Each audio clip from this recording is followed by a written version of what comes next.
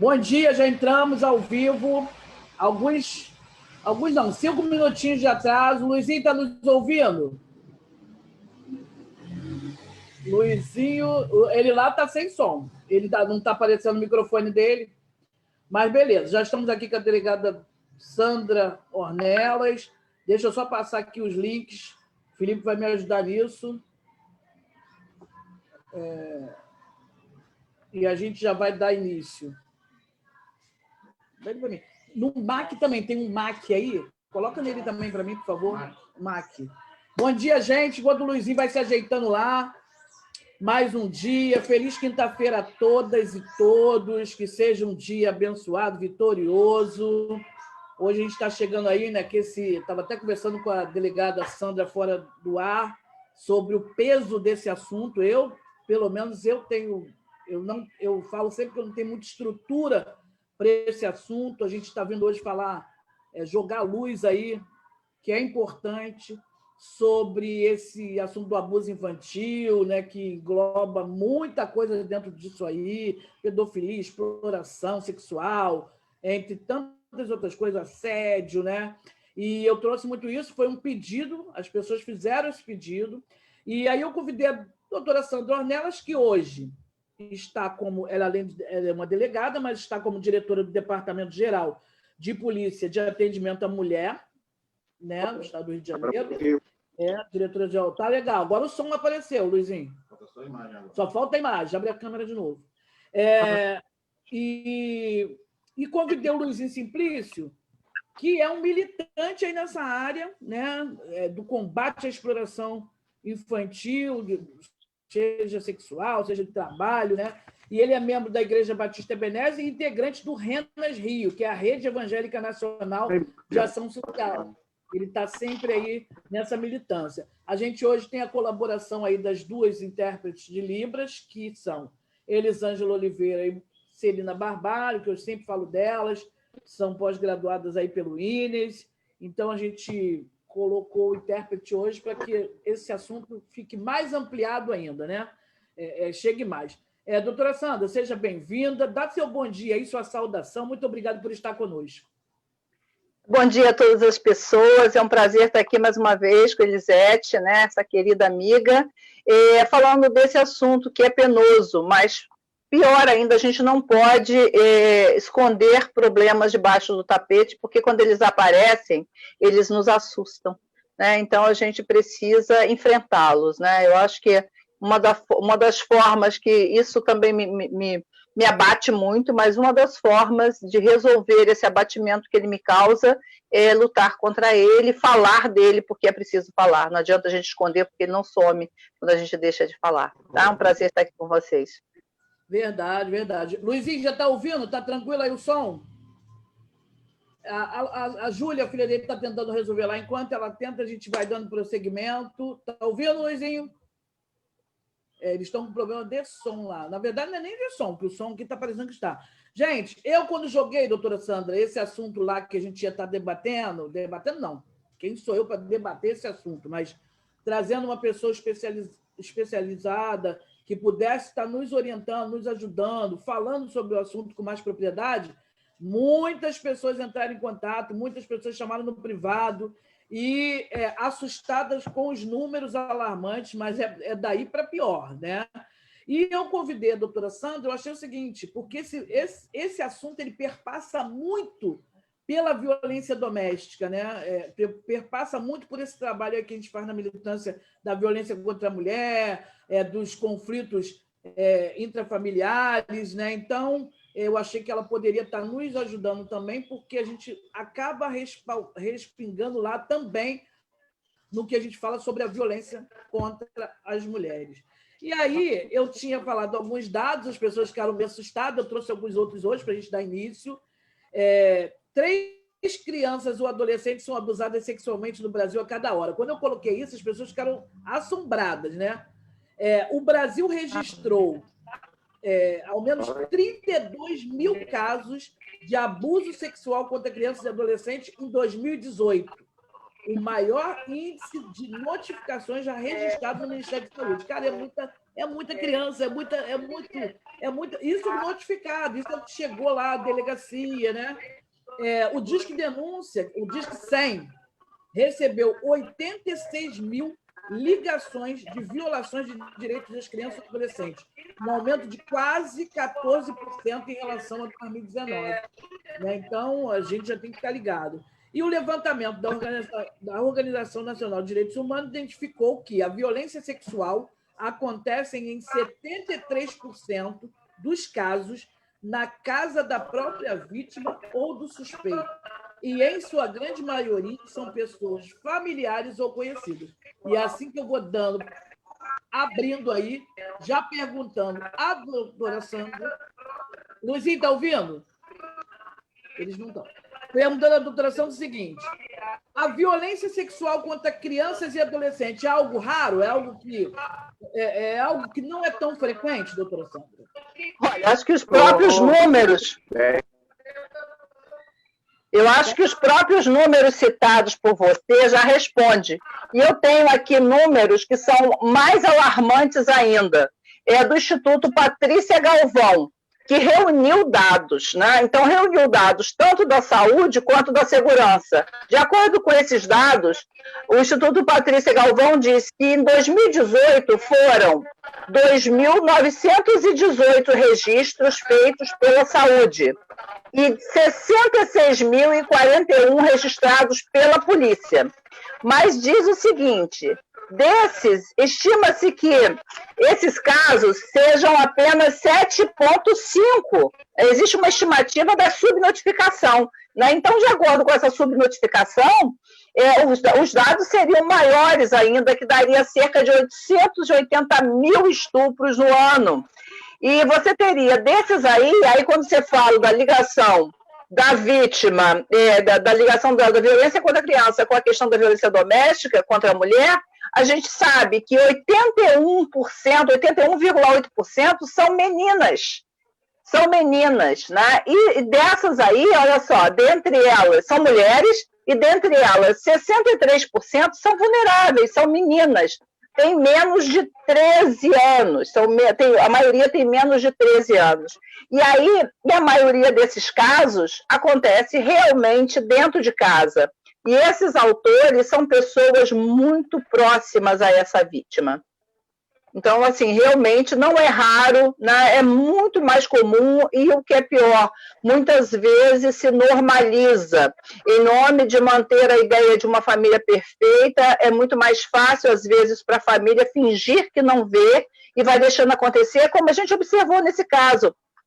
O que fez ressaltar esse tema foi a situação da menina do Espírito Santo, de 10 anos, grávida do tio, após reiterados estupros. E aí eu pergunto, essa família não sabia o que acontecia? Ou essa família normalizou para não criar problema e deixou que isso acontecesse? Infelizmente, isso é muito comum. Verdade. Luizinho, já está com a gente tranquilo? E o som aí? Eu acho que ele não está nos ouvindo. Queria muito que ele tivesse a fala aqui também, mas, infelizmente... Bom, enfim, Sara Cândido está aqui com a gente, Rita Marinho, Carlos Roberto, que é conselheiro tutelar, né? Márcia Damasceno, que também tem esse trabalho aí na área das crianças. Eu estou ouvindo, Zé. Eu estou te ouvindo, eu estou querendo que você fale. Você está ouvindo? Eu não estou sem ódio, não consigo ouvir. Mas nós estamos te ouvindo, então é aí, porque nós estamos te ouvindo e bem. Enfim. Oi. Rapidinho, doutora Sandra. Luizinho, você tem um fone de ouvido aí? Enquanto isso, a gente ganha tempo. Pessoal, quem quer mandar alguma pergunta... deixa eu só dar uma orientação aqui, Luizinho. Júlia, você que está aí perto. Consegue um fone de ouvido? Não consigo. Que ele vai... que às vezes acontece isso mesmo. A gente não tem quer ver? Deixa eu mandar aqui a mensagem para ela. Que ela vai... Para ela ajudar o pai dela lá. Só um instantinho, gente. Desculpa. Peraí, deixa eu mandar aqui. Júlia, consegue um fone de ouvido e coloca que ele vai nos ouvir bem, porque nós estamos escutando ele bem, tá bom? Enfim, voltando lá. Doutora, a senhora falou bem, realmente se normatiza, muita gente prefere...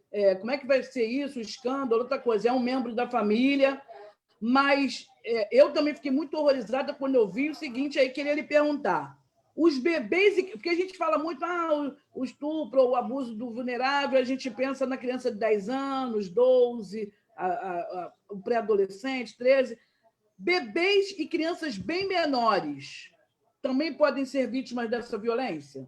Sim, inclusive, assim, se você for no Hospital da Posse, você vai ver inúmeros casos de crianças que, inclusive, foram a óbito em razão de estupro. Agora, o interessante observar é que a maioria são meninas, e são meninas que morrem em razão de estupro, crianças com 2 anos de idade, como a gente tem diversos aqui no Hospital da Posse, não vou longe, até senhoras de 70 anos, né, vítimas de estupro. A gente vai focar aqui na criança, mas quando a gente fala de estupro, a gente está falando de uma situação que nada tem a ver com a vítima, porque é muito comum na sociedade que nós vivemos, né, ainda se falar, mas também, né, foi estuprada com essa sainha na rua escura, né? Também, né, bebeu, perdeu o controle, né? Então, assim, essa sociedade hipócrita que critica a vítima de estupro, né, ela também, ela é responsável, né, por essa situação, porque, na verdade, assim, não tem idade. Agora, você pegar crianças, né, de idade de 2 anos, isso não é uma realidade só do Brasil, não. Um país, não me lembro qual país europeu, ele fez uma exposição com as roupas que as mulheres vítimas de estupro utilizavam quando foram estupradas, né? E tinha, inclusive, fraldas, né? Então, assim, eu acho que isso responde muito bem essa pergunta. Então, assim, na verdade, as pessoas, quando pensam numa idade maior, pensam numa situação em que o corpo da vítima, que algo na vítima pudesse atrair aquele indivíduo. Mas a gente tem que ter claro que o estupro é uma relação de poder. É uma relação de poder. O indivíduo que pratica um estupro, seja contra uma mulher adulta, seja contra uma criança, o que ele pretende é exercitar essa relação de poder, de usar aquela pessoa como coisa, né? E isso é fundamental que se entenda. É muito complicado. Eu, quando ouvi sobre os bebês, aí falaram para mim ainda das fraldas, eu, sinceramente, fiquei tensa, porque é complicado, é difícil. E agora, Luizinho, está ouvindo? Já que eu vou passar a live toda perguntando se ele está ouvindo, já pensou? Está ouvindo agora, Luizinho, gente? Eu não estou ouvindo a sua pergunta ao falar, e eu fico meio sem possibilidade de estar manifestando, né? Eu também estou tendo aqui o som muito difícil aqui. Então, eu aqui fazer uma engenharia para estar resolvendo, tá certo? Mas qualquer forma, está continuando a gente consegue de participar. Acho que a internet dele que não está legal, né? A internet dele não está legal. Existe um perfil, doutora Sandra, para quem pratica esse abuso? Existe um perfil? E outra coisa, segundo as estatísticas, se bem que a senhora já respondeu lá, né? O lugar que mais ocorre esse crime, que é um crime, né? Sim. Esse crime ocorre normalmente dentro de casa, né? Ocorre, e o autor são pessoas próximas às vítimas. Às vezes são pessoas extremamente queridas, simpáticas, agradáveis, né? Então são pessoas que, assim, eu não posso dizer que é um perfil, não é um doente mental. É muito comum que as pessoas procurem uma patologia na pessoa que pratica esse crime, mas isso não existe, em regra, não existe. Pode existir em um ou outro, não é uma doença, não é uma patologia. É fruto, sim, de uma sociedade doente, mas não é uma doença específica. Você não pode dizer que essa pessoa é uma pessoa doente que precisa de tratamento. Não. Na verdade, a sociedade está doente. A sociedade que nós criamos é uma sociedade doente.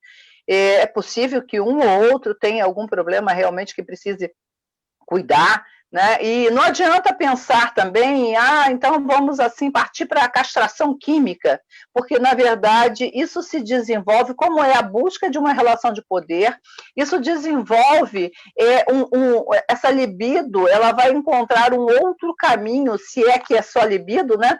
Mas esse desejo de poder ele encontra um outro caminho e por vezes ainda muito mais com um poder muito maior e muito mais destruidor do que o estupro, se é que é possível, né? Algo mais destruidor que isso, mas assim, a gente já, infelizmente, na lida aí do trabalho, a gente já viu uma situação como essa, de um indivíduo que praticou uma série de atentados em série, e pela segunda vez, né? E a gente percebe que estava ligada a uma questão até medicamentosa, e que desenvolveu um sadismo, um desejo de subjugar a vítima, ainda que ele não fosse capaz de ter com ela uma relação sexual. Sim. O pessoal está entrando aqui, inclusive quero pedir o seguinte, pessoal. Deixa eu só retomar. Deixa eu só voltar aqui. Eu falei relação sexual, não pode se falar em relação sexual numa relação de estupro, né? Eu falei que ele embora ele não pudesse penetrá-lo, embora ele não pudesse estabelecer ali, consolidar o estupro, ele desenvolveu essa relação de sadismo. Tá ótimo. E aí, Luizinho, agora está ouvindo? Você estava nos ouvindo, eu queria que você tivesse uma fala. Está ouvindo? Está conseguindo? Acho que melhorou aí. Se ele não colocar um fone, ele não vai nos ouvir. Ele não vai nos ouvir, ele tem que colocar um fone. A senhora já até na sua resposta tocou em um assunto aí que eu ia lhe perguntar. A violência contra crianças é considerada crime, ainda que não haja coerção física? Eu queria até que a senhora explicasse melhor sobre essa... Agora, Edu. Fala aí, Luizinho. Dá seu bom dia, se apresenta.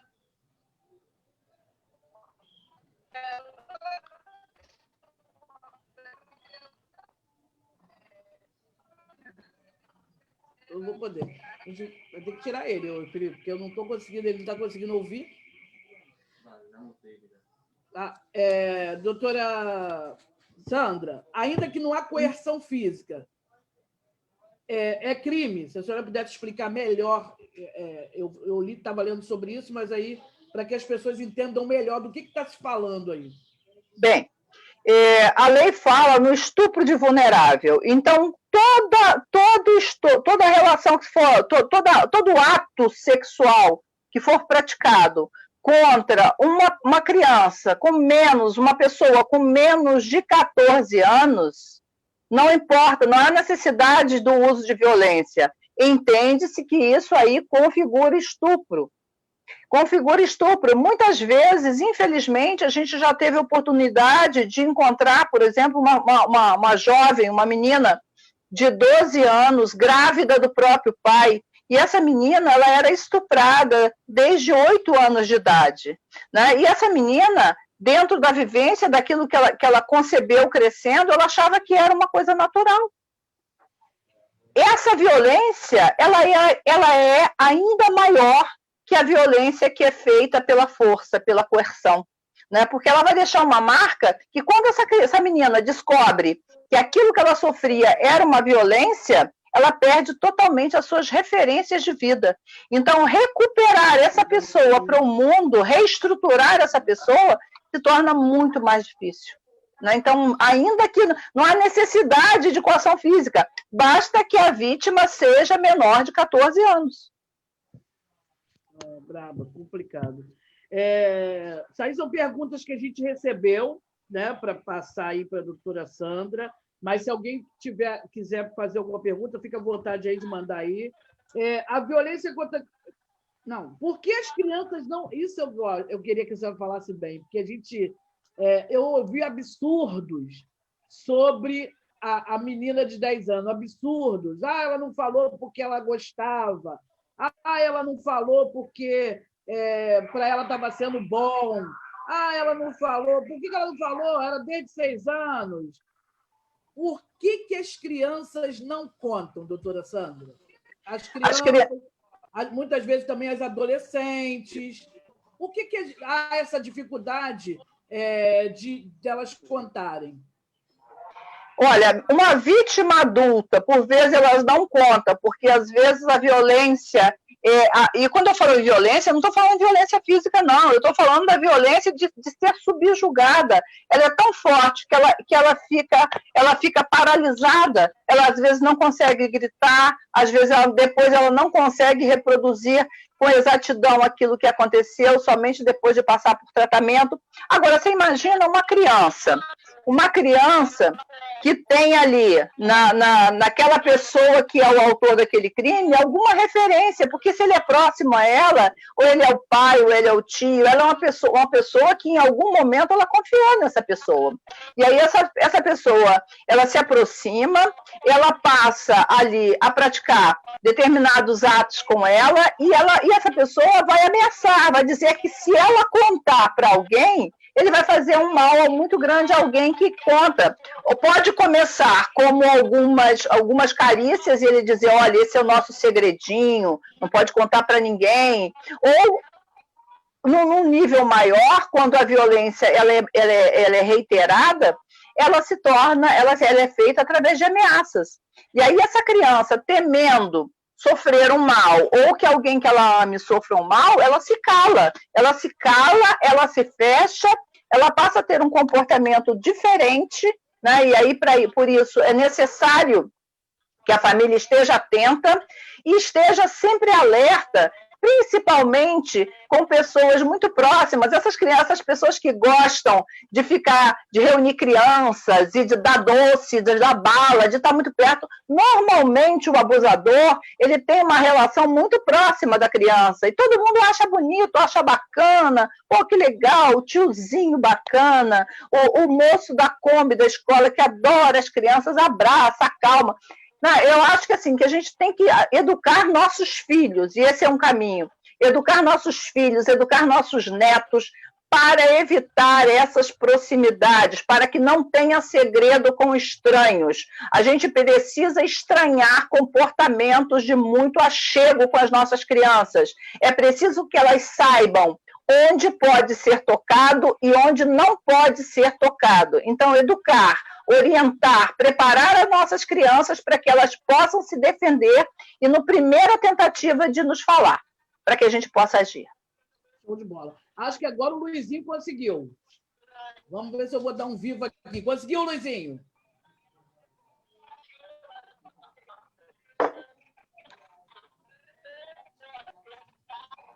Eu estou insistindo que eu quero muito que ele fale. Ele tem uma militância muito séria nessa área. Só que realmente eles estão com um problema lá. Mas enquanto isso, estamos aqui. Beth, bem-vinda. Meu amigo Valinha, lá do Shalom Arbitragem. Pastora Silvia, que é uma psicóloga séria e tem esse trabalho, tem muitas dessas experiências. Fala, Luizinho. Tem uma experiência muito séria nesse assunto. Sandra, minha amiga, lá de... eu gosto da internet por isso, né? Está lá em Barretos. Grande abraço, manda um abraço para o Ney. Fala que eu mandei mensagem para ele e ele não me respondeu, hein? Doutora Sandra, a Luciana Moreira está aqui. Alô, beijo! Linda! Está por sua causa, não está por minha causa, não. Tânia Almeida, Andréa Germana. Tânia! A galera aí que tem uma galera que está firme aí. Gente, vamos compartilhar. Luiz Gustavo, bem-vindo.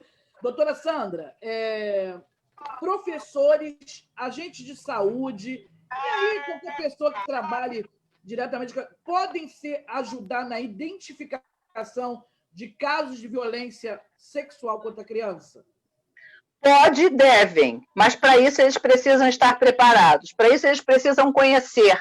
Eu acho que, assim, a educação, para mim, a educação liberta, né? A educação, ela é necessária para esses profissionais, né? Mas, assim, é algo realmente sério, é entendendo a situação, entendendo como ocorre essa violência, para que elas possam também abrir um espaço para que a criança fale, né? Então, assim, é muito comum, às vezes, numa escola, quando você está mesmo na crianças com tenra idade, você tem que prestar atenção no comportamento da criança se o comportamento muda.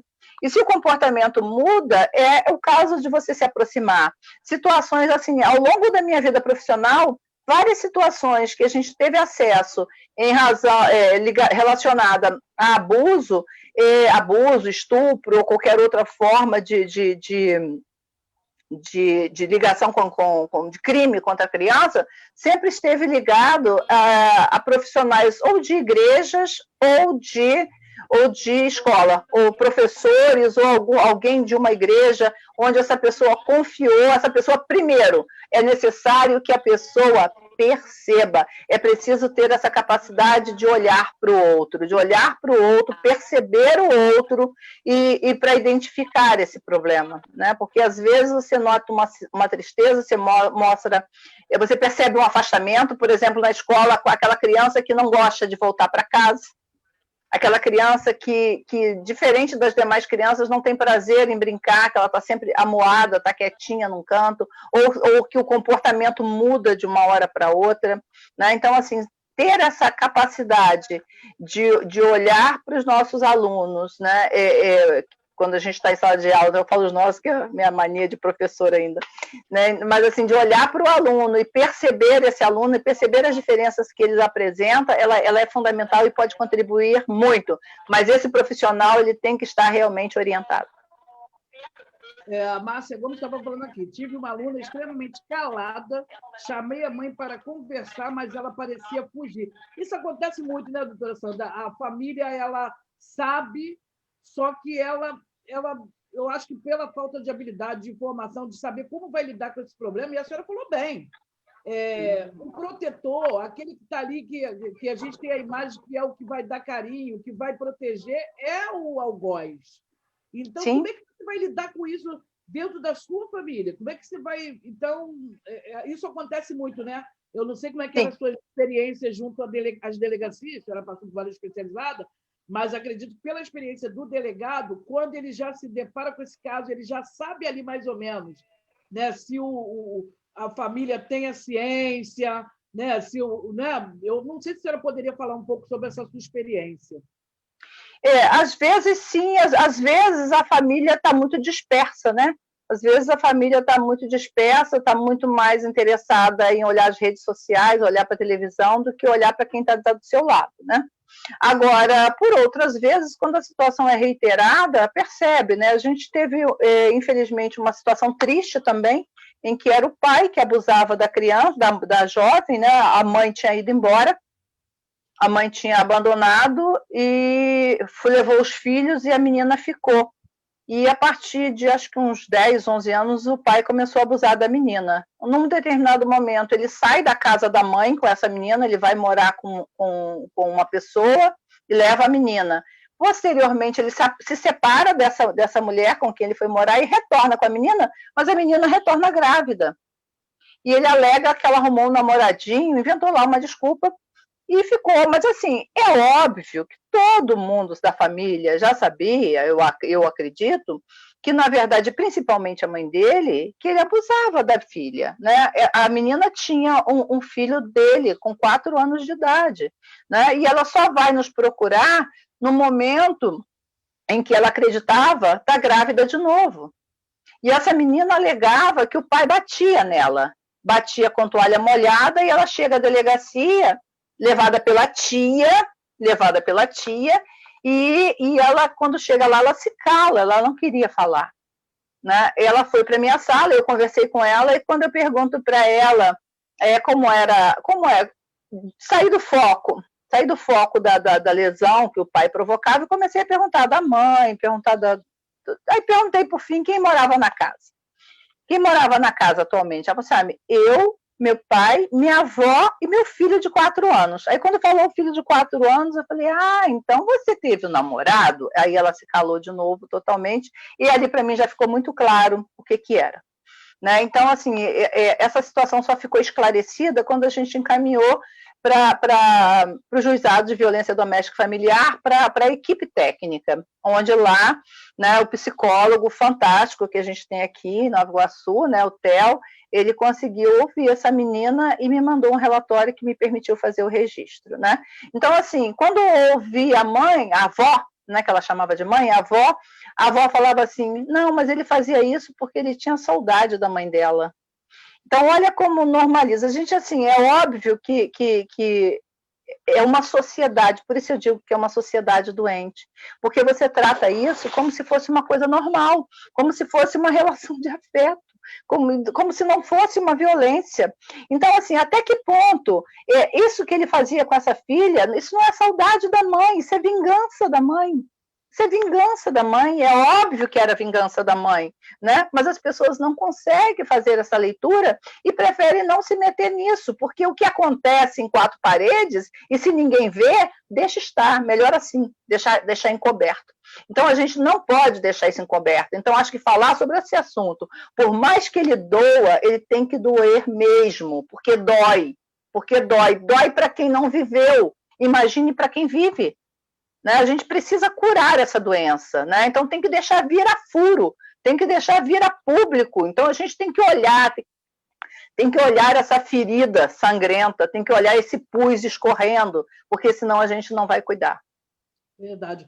A pastora Silva, que é uma psicóloga clínica, ela botou, dependendo do nível de trauma sofrido, a criança não vai falar por não ter entendido o que aconteceu com ela. Para a criança, exato. Né? É muito confuso, exato. Especialmente por quem ela ama. E a Luciana Moreira botou, pedófilos são pessoas dissimuladas. A Tânia gostaria de saber da senhora, que a senhora pudesse falar sobre qual é a responsabilidade do familiar que se omite numa situação dessa. Olha, é possível que esse familiar ele responda, se ele tem responsabilidade de cuidado, se ele tem dever de cuidado dessa criança, e ele, sabendo disso, ele se cala, ele pode responder, inclusive, pelo próprio crime, na modalidade de omissão. Porque se você tem dever de cuidado com relação àquela criança, você sabe o que está acontecendo e não faz nada, você permite que isso aconteça e você pode responder pelo crime de estupro de vulnerável também. Né? Também. E aí é extremamente complicado. Vamos pegar aí um pai e uma mãe. Né? Então, a mãe sabe que o pai estupra e permanece calado. E aí, no momento em que você indicia o pai e a mãe que vão cumprir pena, a primeira coisa que é feita, os dois perdem a guarda dessa criança. E essa criança vai para um abrigo. Será que ela vai para o abrigo para ser protegida? Ou será que ela vai para o abrigo para continuar sendo abusada? Né? Então, assim, é muito difícil. É muito difícil, mas pode responder sim. A mãe pode responder pelo crime na modalidade de omissão, porque ela não, sabendo o que acontecia, ela não agiu no sentido para impedir que continuasse acontecendo. É complicadíssimo. Eu também, e aí fui ler a respeito, queria fazer aqui agora, que a senhora pudesse trazer. Até alguém botou aqui, doutora Sandra sempre dando uma aula. Eu gosto da doutora Sandra. As lives dela eu vou lá assistir para eu colar e levar para as minhas, quando eu fui convidada. Né? Mas falaram assim, é verdade que nem todo pedófilo é um abusador e que nem todo abusador é um pedófilo? Bem, quando você fala em pedofilia, é uma forma, não chega a ser uma doença, mas é uma mania, é uma parafilia, que eles chamam na medicina legal, né? A parafilia é alguém que tem um prazer sexual de uma maneira que não é comum, né? Então, assim, existem pessoas que têm prazer sexual e têm uma atração por sapato alto, né? Então, tem umas... agora, o pedófilo, ele tem uma atração pelo corpo de uma criança, não é atração, desperta nele uma ideia de prazer, a ideia de um corpo de uma criança, de uma coisa pequena, de uma criança pequena. Agora, essa pessoa, ela pode viver com isso, trabalhar com isso, sem jamais tocar uma criança. Né? Sem jamais trocar uma criança. O grande problema é que a gente vive numa sociedade altamente permissiva. Então, basta que eu queira e o que eu quero eu vou lá e faço.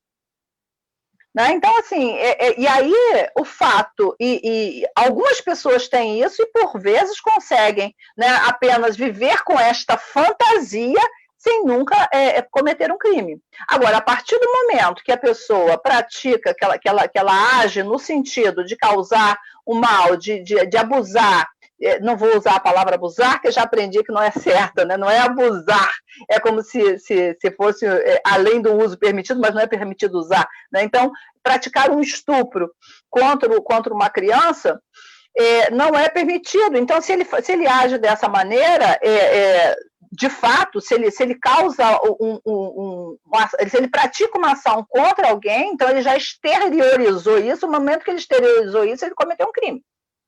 Agora, normalmente, quem pratica estupro, ele não tem essa ideia, essa parafilia, ele não tem essa fantasia, não tem essa fantasia. É puramente uma relação de poder, é subjugar. O cara está ali não como uma pessoa normal que busca prazer sexual. Ela está ali para ter o prazer de manter alguém ali como coisa, com a ideia de uso, né? de realmente exercitar ali, a ter aquela sensação de que tem alguém sob o seu domínio. E aí as crianças são presas fáceis, né? É fácil você enredar ou você ameaçar e você conseguir o que você quer. Então, essa relação de poder, ela, para um indivíduo como esse, ela é maior ainda. E, por vezes, ele não tem essa parafilia, porque isso não está ligado a prazer sexual, está ligado à relação de poder. Vou voltar aqui um pouquinho, que a Carla Rodrigues, lá de Resende, ela está perguntando aqui, doutora Sandra, mas existe uma lei para os que se calam? E aí pode ser familiares, ou vizinhos, são julgados ou isso? Bem, são julgados, existe uma lei, é isso que ela quer saber. Bem, a lei ela é uma só, né? E aí existem casos, é o que eu falei, existem pessoas, aquela pessoa que tem a obrigação de falar, né? Porque ela tem a obrigação de falar quando ela tem a obrigação de cuidar. Então, uma mãe, ela tem o dever de cuidado com relação ao seu filho. Então, se essa mãe sabe o que acontece e não fala, essa omissão dela, ela é relevante e, portanto, ela pode responder pelo mesmo crime que a outra pessoa está praticando. Se é estupro de vulnerável, essa mãe pode responder também. Vamos imaginar que seja a avó, a cuidadora. E se essa avó se cala sabendo do que aconteceu, ela pode também responder pelo mesmo crime. Agora, um vizinho, ele não tem a obrigação legal de falar, né? Mas eu acredito que ele deva ter a obrigação moral de procurar ajuda. Falar não para divulgar o fato, mas procurar uma forma em que ele possa contribuir e ajudar essa criança que ele perceba que está sofrendo algum tipo de estupro, algum tipo de crime. Até uma outra pessoa, eu estou aqui, deixa eu perguntar aqui, vou ver o nome aqui, está subindo rápido. Em sua grande maioria, a família é cúmplice, é conivente. Aí eu vou até completar com uma situação que eu vi até aqui em Nova Iguaçu, era o caso de violência doméstica, e o que esse agressor fazia? Quando a mulher não queria ter relações com ele, então ele fazia com a filha. Mas ela sabia disso, ela tinha consciência, mas aí para ela não apanhar, e ela não tinha mais condições de ter relações sexuais com ele, então ela permitia que fizesse com a filha de 3 anos. Isso é muito comum, a senhora tem falado muito da permissividade, como a gente sabe que é muito dentro do lar, né? Muito dentro são pessoas muito próximas, né? Quase em sua maioria, ali lá, mais de 70%, aliás, eu li no Atlas da Violência, mais de 86% pela pesquisa, o IPEA também, Instituto de Pesquisa e Estatísticas Aplicadas, dizendo mais de 86% dentro dos lares, né? Então, a gente não está segura, a criança não está segura dentro do seu lar. É perigoso. E que a maioria, os familiares são coniventes ali, conseguem conviver com aquilo ali. Mas isso também tem muito... Por isso que eu falei, né, perpassa aí pela violência doméstica. Isso também é muito comum, né? Porque, às vezes, a mulher sabe, mas aí, para eu evitar problema, meu marido é muito agressivo, então eu deixo que ele abuse lá das meninas, das filhas. Acho que isso aí tem uma questão. Primeiro, que, infelizmente, né, a gente vive numa sociedade em que a mulher normaliza a violência, né? As mulheres normalizam, principalmente essa violência sexual. Então, essa coisa do estupro no casamento, por exemplo, né? Se a mulher... hoje a gente sabe muito claramente, veja, e isso algum tempo atrás, até o código, até a mudança do Código Civil, que foi há pouco tempo, a gente tinha a ideia a justiça falava muito da história do débito conjugal, né? Porque são deveres do casamento, a coabitação, a fidelidade e o débito conjugal, ou seja, as relações sexuais. E o que ocorria? Quando o marido obrigava a mulher a fazer sexo, isso era entendido pelo tribunal não como estupro, mas era entendido pela justiça como a cobrança desse débito conjugal, era direito dele ter relação sexual. Né? Então, assim, ao longo do tempo, a própria lei contribuiu para que essa ideia da mulher ser obrigada a fazer sexo fosse normalizado, fosse entendido como uma coisa comum, como se a mulher fosse um depositário, como se tivesse ali realmente para essa finalidade. Né? Então, o que ocorre? Embora atualmente, né, a lei, o Código Penal mudou em 2009, não que antes não fosse, mas a interpretação possibilitava interpretações. Mas em 2009, com a mudança na lei dos crimes sexuais, nos artigos referentes aos crimes sexuais, o próprio título desses crimes era dos crimes contra os costumes. A partir de 2009, passou a se chamar dos crimes contra a dignidade sexual.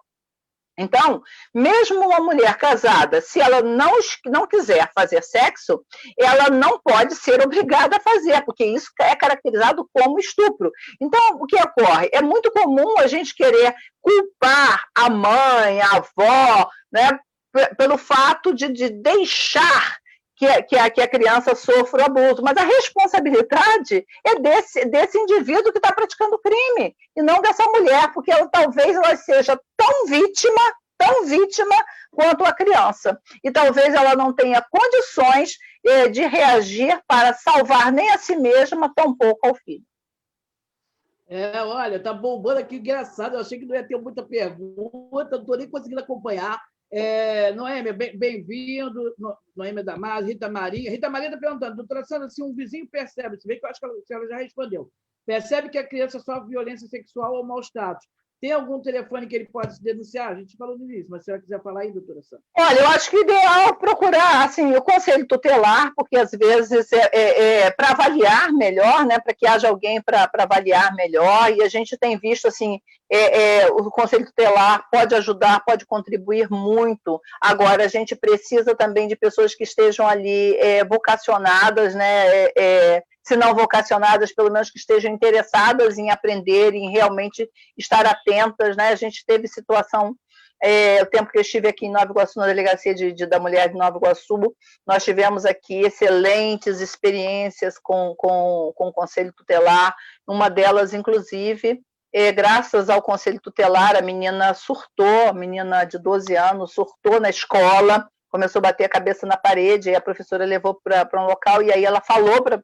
a professora, ela sofria estupros reiterados de alguém que era tido como um tio, que morava no mesmo quintal, e aí, a partir do que ela falou, dessa fala dela, foi startado o Conselho Tutelar, ele pegou os pais, pegou o autor, e a gente conseguiu, inclusive, fazer uma prisão flagrancial nessa situação, né? E assim, então, eu acho que se um vizinho que perceba, ele deve procurar uma ajuda, pode ser até a ajuda da polícia, mas eu acho que uma ajuda no sentido inicial de proteger essa criança. Então, se ele chama um conselho tutelar, e esse conselho tutelar, o ideal é que ele esteja bem preparado, né? Porque se é uma suspeita, tá? Estou falando se é uma suspeita. Agora, se ele tem a certeza, procurar. Se tiver uma situação emergencial, ele pode procurar chamar o 90. E se for uma situação que ele tem a certeza que acontece, ele pode procurar a polícia, ele pode informar. Tem o Disque 100, mas o Disque 100 você faz a ligação, faz a denúncia, até que isso chegue ao Rio, porque vai para Brasília, e depois eles mandam para os órgãos da área. Então, até chegar ao Rio é demorado. Então, é mais fácil ir até a polícia, ou então chamar o 90 se o fato estiver acontecendo, ou, se tiver dúvida, se suspeitar, pedir ajuda do Conselho Tutelar. Conselho Tutelar, realmente. Débora, bem-vindo. Débora está falando aqui, realmente, Débora Oliver, né? Exatamente, nós mulheres acabamos aceitando a agressão física e moral para permanecer casadas, normalizando a violência em detrimento a uma separação tomada como uma possível vergonha na sociedade. E a Márcia Gomes está...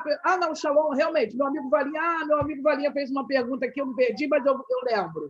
Ele está falando em relação aos meninos. O Shalom, o Valinha, Sérgio Valinha, ele é dono de uma escolinha de arbitragem, e ele trabalha envolvido no meio do futebol. E ele falou, e os meninos, por causa desse meio, a gente até falou isso aqui na live sobre futebol, do grande número de abuso sexual contra os meninos nesse meio, né, das escolinhas. Eu queria que a senhora falasse um pouco sobre isso. Na verdade... realmente, com relação aos meninos, o que a gente tem, eu acredito que a subnotificação seja maior ainda, porque com relação aos meninos ainda pesa também toda essa questão moral da sociedade, toda essa configuração do que se entende ser homem, né? Então, determinadas situações, eles entendem que isso vai tornar uma vergonha tão grande para essa criança, que essa criança ela não tem, por vezes, nem mesmo a chance de explicitar isso, de contar o que aconteceu, né? Então, é muito comum que os meninos que eles só percebam que aquilo que aconteceu, às vezes, foi uma situação de violência muito depois.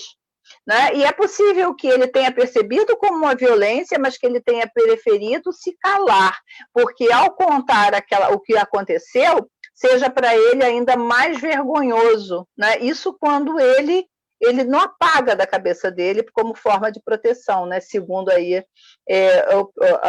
as migalhas que eu pego da mesa que caem aí dos psicólogos, né? Por vezes ele prefere, tem aquela dor que fica lá, que não sabe de onde vem, mas porque não quer reconhecer aquele fato como realmente uma situação em que foi vítima de crime. Então, assim, eu acredito que a subnotificação com relação aos meninos, ela seja grande, mas de toda forma eu tenho certeza que ela não é maior do que os crimes que acontecem com as meninas, né, que também são subnotificados, mas o percentual é ainda maior, porque o corpo da mulher, independente da idade que ela tenha, ele é considerado como objeto. Realmente. A Irineia Marinho, que prazer ter a Irineia aqui, foi nossa... Eu falo que é minha eterna conselheira tutelar, aqui em Mesquita, né? Mas ela fala, é o mesmo quando uma adolescente, a senhora até falou sobre isso lá atrás, mesmo quando uma adolescente está com uma roupa curta e é estuprada, e alguém relata que ela provocou, sendo ela a vítima, de vítima passando por culpada, né? Isso acontece muito, ver a menina de 10 anos, os absurdos que eu lia. Eu li absurdos que, por fim, eu preferi não ler mais, né? Porque, como uma menina de 10 anos, que era desde os 6, e ali eu acredito, isso aí é um pensamento meu, que a família sabia dessa situação, porque morava todo mundo junto, o tio, e aí você tem que estar falando sobre se a violência doméstica contra a mulher. A gente já sabe da dificuldade que é romper o ciclo, porque é um cunhado bacana, é um filho legal, é um neto bacana, e a família se colocar contra esse agressor é complicado. Imagina nesses casos, né? Então, aí eu vou até falar para a senhora o seguinte, a pergunta que chegou foi assim, como agir quando uma criança conta que está sendo abusada sexualmente? Pode dizer que ela não diga que está sendo abusada sexualmente, ela não vai ter essa dimensão da coisa, mas como ela sinalizar, e como geralmente a criança sinaliza, já vou até botar 2 perguntas em uma, como geralmente a criança sinaliza que tem algo errado aí, ou é na escola, ou é na escolinha, ou é na própria casa, ou é lá na casa do tio, que foi passar o final de semana, e como é que a gente pode agir após essa escuta, doutora? Bem, a gente até já falou disso, né? eu acho que uma das formas mais comuns que você pode perceber é uma mudança de comportamento dessa criança. Ou essa criança se cala, essa criança que era uma criança alegre, brincalhona, ela fica fechada e ela se afasta das brincadeiras e ela mostra ali uma certa tristeza, um afastamento das coisas, ou é possível que crianças muito novas comecem a despertar para uma questão, uma sexualização. Né? E aí eu acho que esses dois, assim, de repente, é óbvio que o despertar para a sexualização, existe um processo que é natural, mas quando ele é repentino e quando ele traz alguns elementos que você não sabe explicar de onde vieram, né? Porque você não falou, né? Você não se lembra de nada que ele tenha visto que possa mencionar aquilo, então eu acho que é o momento de despertar para isso. Despertando para isso, eu acho que procurar através de brincadeiras, ver se de uma conversa leve, né, e pontual, você fala uma coisa, fala outra. Agora, se você perceber que não consegue alcançar isso, procurar um profissional, procurar um psicólogo, procurar alguém que possa ajudar e que possa, em primeiro lugar, entender o que é e quem é, né, e procurar ajuda, mas não apenas da polícia, proteger também essa criança e cuidar para que essa criança realmente possa ser tratada, né? E possa se curar disso aí, porque é um trauma muito grande. Legal. O Luizinho está colocando aqui uma pena ele não ter dado. O Luizinho tem uma experiência um trabalho sério, uma experiência de anos nessa militância, mas ele botou aqui, ó, muito bom. Mesquita e Nilópolis tem lei promulgada que cria Semana do Combate à Abuso e Exploração, porque isso aí tem até lei, né? Tem o dia, mas Mesquita e Nilópolis eles têm a lei mesmo municipal também. Infelizmente, por causa da pandemia, ficamos impossibilitados de realizar os eventos, né? Rita Maria está falando aqui sobre a menina dos 10 anos, realmente foi muito impactante o lance daquela menina. Tem a menina lá de Jacarepaguá, né, que é a filha da babá, que não sei se a senhora lembra do caso, que também o filho da patroa, né, violentou a menina, né, e só descobriu porque a mãe chegou na hora e viu a menina toda ensanguentada, né, depois o rapaz foi preso, enfim. Mas isso aí é mais corriqueiro, é triste, mas a gente já falou, né, como proteger as crianças para que venham... não, isso que eu ia falar. Como proteger as crianças para que não venham ser possíveis vítimas? Eu falo isso porque eu sou paranoica. Minha sobrinha já sabe. Eu estou de... Primeiro porque a gente até vai ter aqui, a Jovita acho que vai estar aqui conosco, falando sobre desaparecimentos, pessoas desaparecidas, que na minha época, eu tenho 52 anos, era a Brasília Amarela. Cuidado, vai vir a Brasília Amarela, leva criança, leva não sei o quê, né? Eram umas coisas meio assim, tem o homem não sei o quê, o homem do saco. E isso aí ficou meio no nosso consciente infantil, só que existe uma realidade de desaparecimento de pessoas no estado do Rio de Janeiro, né? Não só no estado do Rio de Janeiro, no mundo inteiro, né? E que fica por isso mesmo. E eu fiquei assustada que só no Rio de Janeiro 14 pessoas desaparecem por dia. E muitas dessas são crianças, né? Grande número crianças, e que ou para exploração sexual, ou para tráfico de pessoas. A gente vai estar falando sobre isso. Então, eu sou neurótica, chegou perto, eu já estou querendo saber quem é. Como proteger as nossas crianças, né? E até adolescentes mesmo, acho que é a orientação, para que não possam ser possíveis vítimas, doutora Sandra. Bem, aí primeiro você fez um recorte aí que você está falando daquele crime que é praticado por alguém que está fora de casa, que é o menor número. Ele existe, mas é o menor número. O lugar mais perigoso é realmente dentro de casa. Né? Agora, para proteger essa criança, a gente precisa informar essa criança. E aí, quando a gente fala que a escola precisa falar sobre educação sexual, a gente não está falando que a escola vai ensinar a fazer sexo. Né? Existe aí uma paranoia nas cabeças, né?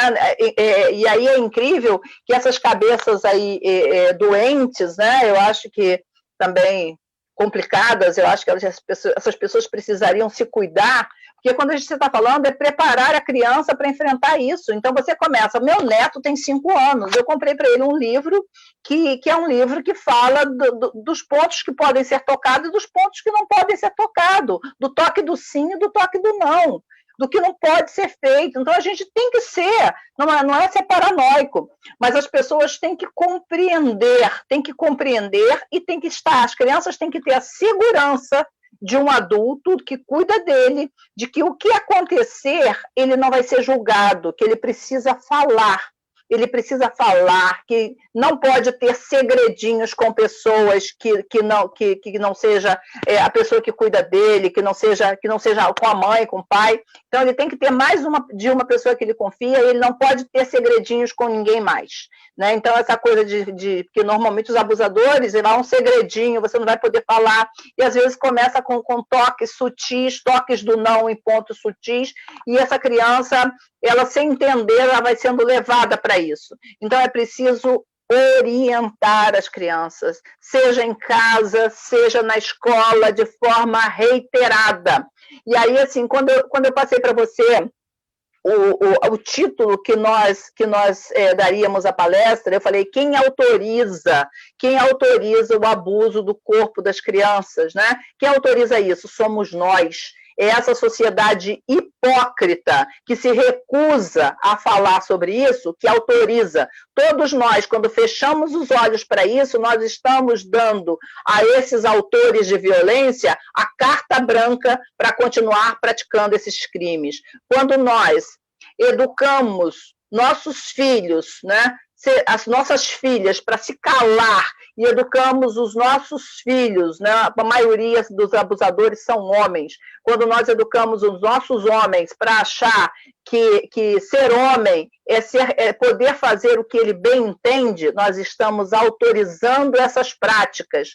Quando nós vemos uma menina de 10 anos, grávida do tio, de um estupro reiterado, e a gente diz que essa menina não pode abortar, sendo que uma lei de 1940, que é o Código Penal, desde que ele entrou em vigor em 1940, ele diz que os casos que é possível fazer um aborto legal, que é quando a mãe ela tem um problema ali de saúde, que aquela gravidez coloca em risco a própria vida da mãe, e aí está autorizado a fazer, sem precisar de autorização judicial, sem nada. Chegou ali o médico, é a vida da mãe ou a vida da criança? O médico vai fazer o aborto para salvar a vida da mãe. E o outro caso é o caso quando essa gravidez é fruto de aborto. A gente tem meninas dando à luz, aí, meninas de 12, 13 anos nos hospitais públicos dando à luz. Essas meninas precisam ser orientadas, que se elas engravidaram, se elas têm menos de 14 anos, elas têm direito a fazer o aborto legal, sim. E não adianta, aí você pega as pessoas que são contra, eu sou a favor da vida, vai tirar uma criança. Essa criança é uma criança que está grávida. É uma criança que está grávida, e essa criança que está viva, que está grávida, que já sofreu violência, tem que ser protegida. Então, enquanto a gente tiver essa sociedade hipócrita, que é capaz de publicizar o nome dessa criança de 10 anos, que precisou fazer um aborto depois de um estupro reiterado, né? Enquanto a gente tiver isso, nós estamos autorizando. É essa sociedade que está autorizando isso, entendeu? Então, acho que a gente precisa combater isso de forma ferrenha. Então, a gente precisa estar atento, a gente precisa preparar os nossos filhos, preparar os nossos netos, preparar as crianças com as quais a gente tem contato para que elas aprendam a se proteger, porque, infelizmente, a gente não pode esperar das pessoas que são adultas. Infelizmente, a gente não pode. Já desacreditei, né? São poucas aquelas com as quais a gente pode contar, infelizmente. Verdade, doutora. Não, e até em relação a essa menina, o que eu fiquei na época muito chocada, porque as pessoas ficavam mais preocupadas com aborto ou não aborto do que com a menina em si, como a senhora falou bem, uma menina de 10 anos, eu fico, o que vai ser da cabeça dessa menina? Né? Aliás, cientificamente, essa menina nem estava preparada para levar uma gestação até... isso cientificamente é comprovado, né? Para se levar uma... Mas eu não estava nem pensando em nada disso. Na minha mente, eu que tenho uma sobrinha de 8 anos de idade, fiquei imaginando, me coloquei nessa situação. Como seria lidar? Porque agora ainda tem o seguinte, daqui para frente, como está a mente dessa menina, como vai ser o futuro dessa menina, até mesmo porque eu, há anos atrás, eu estudei com uma amiga que eram ela mais 4 irmãs, todas, não se falavam nessas coisas, todas elas haviam sido abusadas pelo pai. Todas. Com a conivência da mãe. E todas tinham problemas seríssimos hoje, já adultas. Vários problemas que nem vou citar aqui, e por causa de algo não resolvido lá atrás. Então, uma coisa seríssima. A gente precisa realmente se informar. Eu tenho falado que informação salva vidas. Temos que nos informar, temos que estar atentos. Desculpa, eu ia começar com essa pergunta mesmo, mas ainda bem, a senhora fechou muito bem. A gente precisa estar atento, a gente precisa estar ligado, a gente precisa... A senhora falou tudo. Pega o celular e esqueço da vida, e as crianças estão lá, estão indo, não conta o que está acontecendo em casa, não tem tempo para falar, porque vai falar, não tem quem ouça, né? Porque eu estou preocupada em falar no celular, estou preocupada com o Facebook, estou preocupada com o Instagram, estou preocupada com não sei o quê, e não ouço, não presto atenção naquela criança, né? E as coisas estão acontecendo. E realmente, quando a gente vai para a rede pública, quando a gente vai para o SUS, gostei muito que a senhora colocou isso aí, os números são alarmantes de crianças. Em Mesquita tem um setor que é Centro de Atendimento a Criança e Adolescente, e eu fiquei impressionada com o número de adolescentes grávidas, né? Então, a gente... Né? E quando você vai ver o histórico, então a gente precisou falar sobre isso, sim. Eu até fiz uma postagem hoje pela manhã, doutora Sandra, e várias pessoas estão me mandando mensagem, Lisete, força, não sei o quê. E eu botei que, às vezes dá vontade de desistir. Não, gente, é porque eu tive que estudar esse assunto ontem, e esse assunto é um assunto que mexe muito comigo. Porque você vê algo contra um vulnerável. Vulnerável é aquele que não tem como ele, por si próprio, ele agir, tomar uma ação. Então, eu quero, desde já, agradecer a Iracema Rufino está botando aqui, acredito na negação quanto à aula na escola, seja desinformação do que será ensinado. Fala de sexo, logo ouvi muitos falando, coisas absurdas, deixa eu até ler isso aqui direito que ela está botando, que ensinaram para as crianças, precisa ser melhor explicado. Eu acho que a doutora Sandra falou também, a ideia da política, dessa política de levar essa informação às escolas é para levar o conhecimento, não adianta a desinformação, porque também a desinformação, depois a criança, o adolescente, o jovem, até a mulher já, ela vai lidar de frente com aquela situação que ela desconhece e ela já está desprotegida por si. Então, acho que a gente tem que falar. Carlos Roberto, lá do Conselho Tutelar, falou, doutora, como a senhora falou no início da live, sociedade realmente está doente. Triste ver essa realidade. A senhora deu show. Doutora Sandra dá show. Acompanha as lives dela. Segue ela lá no Instagram. Tá só Sandra Ornelas, doutora Sandra? Lá no Instagram? Sandra P. Ornelas. Sandra P. Ornelas, Ornelas com 2 L's. Ela está sempre aí sendo convidada para as lives. Ela tem toda uma... Ela é professora, então ela vem com esse... É uma estudiosa, pesquisadora. Eu gosto muito de ver as lives dela. Chegamos... no outro dia ela fez uma fala sobre...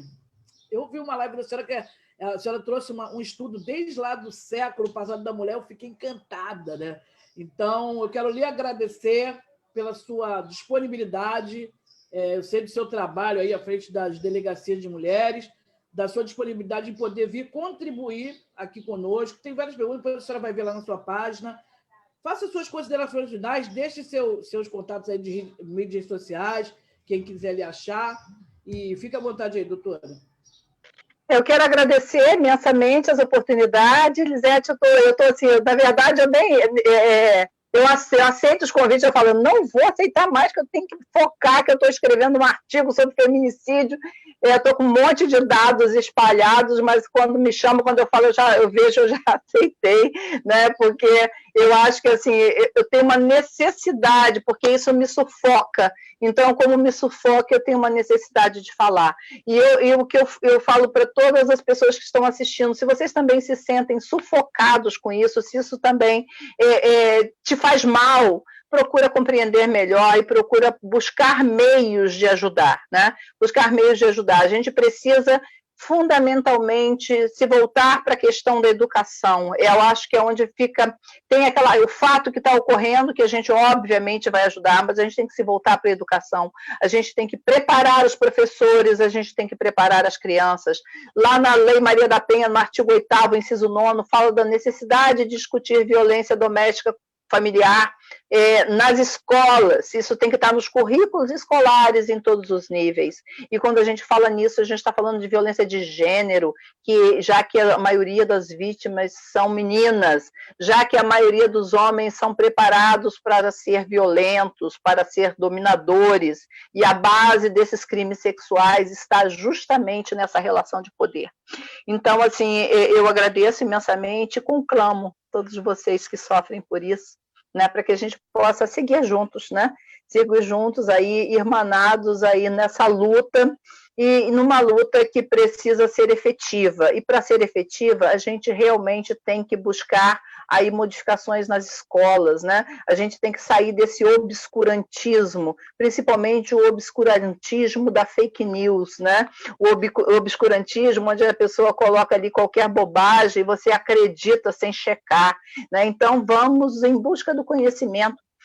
A internet hoje é uma ferramenta, Então, você tem que usá-la, você não pode ser usado por ela. Então, vamos buscar, que a gente tem tantos meios disponíveis para a gente pesquisar, tantas páginas científicas, vamos buscar isso, vamos buscar referências sobre o assunto, onde a gente possa realmente obter informações e que nos permita, né, junto a uma associação de moradores, junto a qualquer âmbito, criar pequenos grupos para discutir esse tema e para pensar atividades que possam contribuir. Eu acho que só na união das pessoas que desejam o bem, pessoas que desejam um mundo de paz, que desejam crianças crescendo saudáveis para serem crianças, para serem pessoas que vão construir um mundo melhor, é que a gente pode acreditar, né? Infelizmente, assim, hoje eu vivo uma descrença muito grande com toda a classe política, embora eu acho que ainda a gente precise acreditar. Então, vamos, quando se tratar de escolhas políticas não partidárias, mas que sejam escolhas políticas, que a gente realmente conheça em quem a gente está depositando, quem é que eu estou dizendo que vai me representar, né, em qualquer nível, seja no nível municipal, estadual ou federal, que a gente saiba escolher, veja se essa pessoa está alinhada com aquilo que você pensa, busque informações verdadeiras, para que a gente possa contar também com pessoas, além desse trabalho local, desse trabalho ali no conjunto da sua comunidade, que você possa contar também, porque, afinal de contas, né, os poderes estão divididos para isso, né, que você possa contar com apoio de pessoas que estão à frente ali fazendo as leis, mas fazendo leis não para dizer, olha, eu fiz aquela lei, mas que seja efetiva, que essa lei realmente possa modificar, possa contribuir para que a sociedade, para que crianças estejam amparadas, para que a sociedade ela tenha uma outra conformação. Não estou falando que a gente fica ouvindo ela horas. Ela tem uma página no Facebook, Sandra Ornelas, né, doutora? Não uso. Mas não. O Instagram que é legal. Eu estou com a página só para receber o material de estudo que eu recebo por lá. Sandra P. Ornelas no Instagram, Ornelas com 2L, vale a pena. Está aí na missão aí à frente das delegacias de mulheres. Eu já liguei para ela correndo, pedindo uma cola. Quantas delegacias de mulheres nós vimos, ela rapidamente me passou. Acho que era uma aluna, ou não sei, sua amiga Gabriela falou aqui. Professora Nicete está mandando um abraço. Não sei, beijo. Márcia Gomes está botando aqui. As igrejas também precisam tratar esse assunto. A gente tem batido nessa tecla. Sim. Né? Precisam tratar esse assunto. Irineia mandando a pessoa do Conselho Tutelar falando parabéns pela excelente explanação. Ainda bem que ela aceitou meu convite, que ela está falando não aí. A Carlinha está falando, ouvi-la foi muito esclarecedor, né? Realmente as pessoas que têm aquelas. Enfim, não vou, a gente está passando muito aqui. Deixa eu só dar 2 anúncios rápidos. Segunda, feriado, dia de vai descansar, 7 de setembro, não terá live. A edição especial volta na outra segunda. Mas quarta e quinta, 9 e 10, nós vamos ter uma live. No dia 9, eu estou super animada a peça do dia 9, que é quarta-feira. Vou receber a Gilda Perru, ela é uma enfermeira formada pelo FRJ, pós-graduada em oncologia, gestão empresarial e gestão de pessoas, e ela é colaboradora do CVV, Centro de Valorização à Vida, que é uma associação sem fins lucrativos que todo mundo conhece, né? O maior nome no combate, enfrentamento contra o suicídio. Ela vai estar aqui falando para a gente por causa da campanha do Setembro Amarelo. Eu estou também impactada com os números aí que eu estou estudando e mais ainda com o CVV. Que história, que associação e como tem colaborado aí na ajuda de tantas. Vocês sabiam que nós somos o 8º país no número de pessoas que mais se suicidam? A coisa é feia. E se vocês forem ver os números só do estado do Rio de Janeiro, eu fiquei apavorada. E na quinta-feira eu vou estar com a minha querida Helena Piragibe, ela é presidenta do Conselho Estadual de Direitos das Mulheres, e a psicóloga Ana Lúcia Rodrigues, que é uma psicóloga clínica. A Helena vai falar da importância do fortalecimento dos equipamentos que atendem essas mulheres vítimas de violência, e a Ana Lúcia vai estar falando sobre o impacto na saúde mental da mulher vítima de violência. Espero vocês. Gostaram da live de hoje? Compartilha, já acompanha lá a doutora Sandra Ornella. Doutora Sandra Ornella, a senhora, como sempre, arrasa. Tinha que ser 3 horas de live com a senhora. Vou marcar um curso, hein? Vou marcar um curso com a senhora. Hein? Depois que passar o artigo, vou marcar um curso. Deixa passar. E aí vamos marcar um curso. Foi ótimo. Gente, segue lá no Instagram, Elisete Barroso. Vocês vão começar a ver algumas novidades aí a partir da próxima semana. Doutora Sandra, muito obrigado. Felipe. Obrigada, muito obrigada. Muito obrigado. E, vou marcar o próximo. Vou só esperar aí o artigo e a gente vai marcar outro.